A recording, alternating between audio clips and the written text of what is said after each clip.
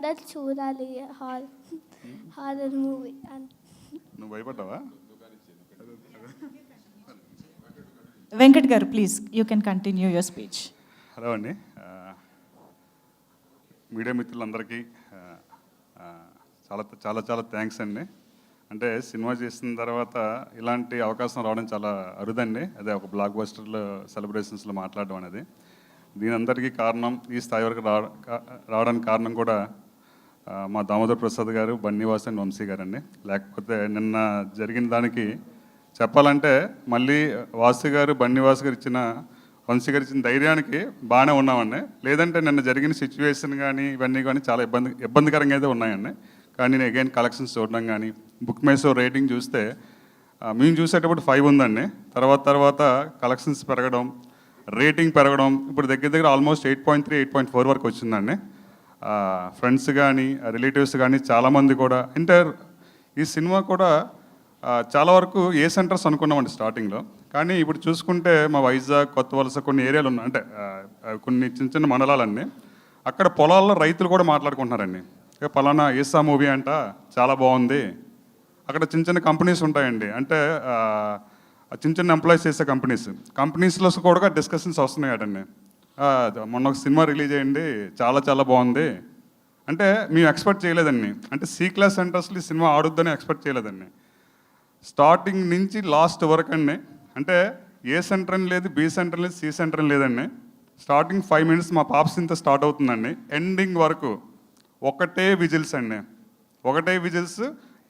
మాకేంటంటే చిన్న కంప్లైంట్ లాగా వచ్చిందండి. అంటే నేను వాసు గారు అన్నారు ఎక్కడో సౌండ్ కొద్దిగా తగ్గిందని. సౌండ్ అయితే ఏం తగ్గలేదండి, సౌండ్ అయితే యాజ్ ఇట్ ఈస్గా ఉంది.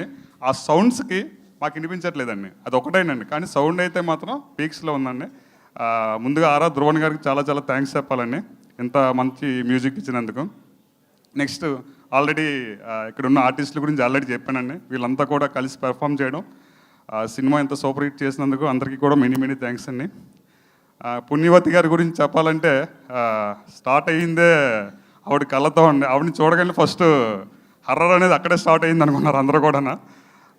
లాస్ట్ వరకు అయితే చాలామంది అడుగుతున్నారండి ఇప్పటికీ కూడా ఫోన్ చేసి, ఆవిడ క్యారెక్టర్ పెంచితే బాగుంటుంది కదా.